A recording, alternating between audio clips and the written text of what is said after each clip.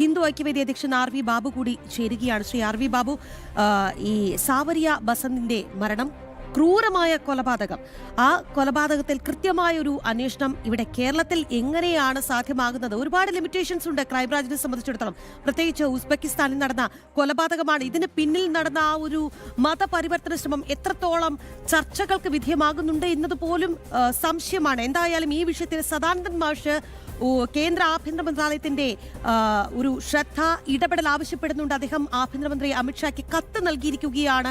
കേന്ദ്ര അന്വേഷണ ഏജൻസി ഈ വിഷയത്തിൽ ഇടപെടൽ നടത്തണം, കൃത്യമായൊരു അന്വേഷണം നടക്കണം, ഈ സദറുൽ അനം എന്ന കൊടും കുറ്റവാളിയെ തക്കതായ ശിക്ഷ നൽകി അഴിക്കുള്ളിലാക്കണം എന്നുള്ളതാണ് ആവശ്യം. എങ്ങനെയാണ് അങ്ങ് ഈ ഒരു സാഹചര്യത്തെ നോക്കിക്കാണുന്നത്, പ്രത്യേകിച്ച് ഇത്തരം സംഭവങ്ങൾ കേരളത്തിൽ തുടർക്കഥയാകുമ്പോൾ?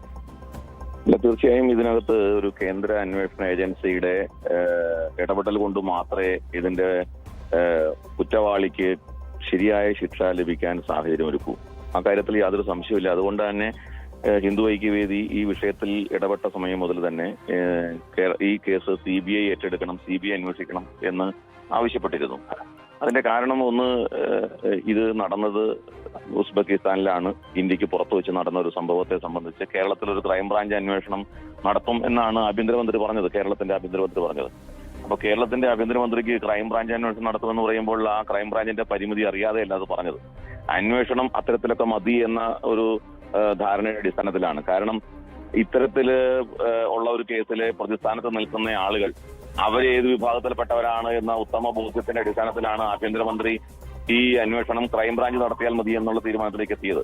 അല്ലെങ്കിൽ ഇന്ത്യക്ക് പുറത്തു നടന്ന ഒരു ക്രൈമിനെ സംബന്ധിച്ച് അത് എന്തെങ്കിലും അന്വേഷണം ശരിയായ ദിശയിലോ അല്ലെങ്കിൽ ഫ്രൂട്ട്ഫുൾ ആയിട്ടോ നടക്കണം എന്നുണ്ടെന്നുണ്ടെങ്കിൽ കേന്ദ്ര ഏജൻസി അന്വേഷിക്കാതെ സാധ്യമല്ല എന്ന് അറിയാത്ത ഒരാളല്ല കേരളത്തിന്റെ ആഭ്യന്തരമന്ത്രി. പക്ഷേ അതിനുവേണ്ടി ശ്രമിച്ചില്ല.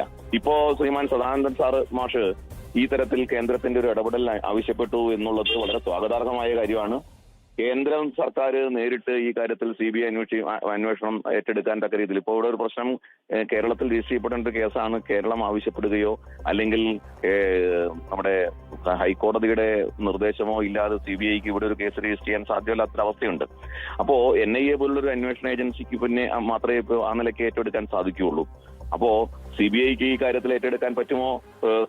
കേരള സർക്കാരിന്റെ അനുമതിയില്ലാതെ അല്ലെങ്കിൽ ഹൈക്കോടതിയുടെ അനുമതിയില്ലാതെ സാധിക്കുമോ എന്നുള്ള കാര്യത്തിൽ എനിക്ക് സംശയമുണ്ട്.